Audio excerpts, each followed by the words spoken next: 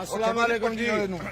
ਅਸੀਂ 5-6 ਬੰਦੇ ਨੇ ਕਮੇਟੀ ਦੇ ਮੈਂਬਰ ਅਸੀਂ ਆਏ ਆ ਉਸਤਾਦ ਮੁਸਤਫਾ ਦੀ ਛੱਤ ਤੇ ਜੀ ਬੰਦ ਖੁਰਮਾ ਅਸੀਂ ਬੰਦ ਖੁਰਮਾ ਆਏ ਆ ਜੀ।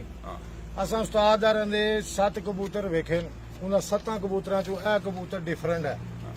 ਅਸਾਂ ਕਮੇਟੀ ਨੇ ਇਸ ਕਬੂਤਰ ਤੇ ਇਤਰਾਜ਼ ਲਾਇਆ ਇਹਦੀ ਬਣਾਵਟ ਕਬੂਤਰ ਦੀ ਇਹ ਜੀ ਹੈ ਕਿ ਇਹਦੇ ਨਾਖਨ ਤੁਸੀਂ ਕੀ ਕਰ ਸਕਦੇ ਹੋ। ਨਾਖਨ ਸਵੇਦ ਹੈ, ਨੋਕ ਸਵੇਦ ਹੈ।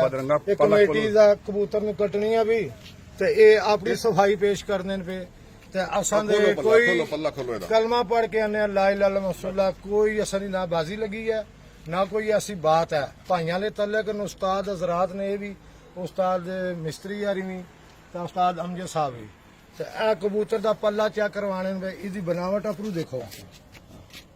ਕਬੂਤਰ ਸਾਰਾ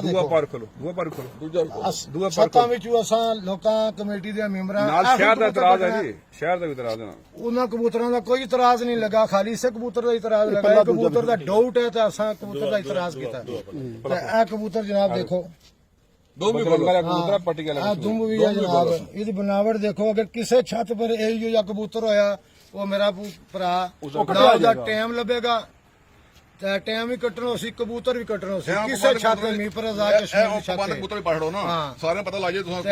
ਇਹਦੇ ਵਿੱਚ आशिक लिखी है जी, हम खुदा को हाजिर नाजर अल्फन करार करते हैं कि जो भी फैसला करेंगे हकीकी और सच्चाई की नजर पे।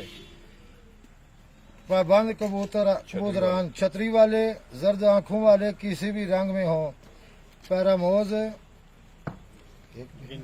जिनके पांव तक पर हो, काली आंखों वाले, सफेद आंखों वाले, दो ताके लाल दागों वाले,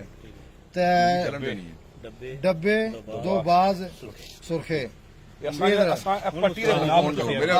पट्टी दे बना पर जनाब कटिया क्रास दे हिसाब से। अस्सलाम वालेकुम जी तमाम सुनने वाला जी। मैं चौधरी मुस्तफा, छत मेरी ते कबूतर भी मेरा ही है। शिकां तुसां सुन लियां ने ते कबूतर ना कलर तक लवो, कबूतर ने कलर तक लवो। ये पल्ला कलर दी बना बनी पट्टी दे बना पर पड़ो है। मैं सारी गल सुनासा। ये दूजा पल्ला कबूतर ना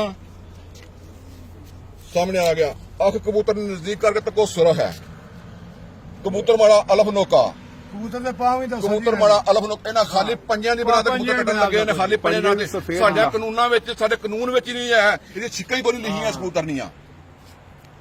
क्या टेडी गोल्डन दे पांव चिट्टे होने जी होने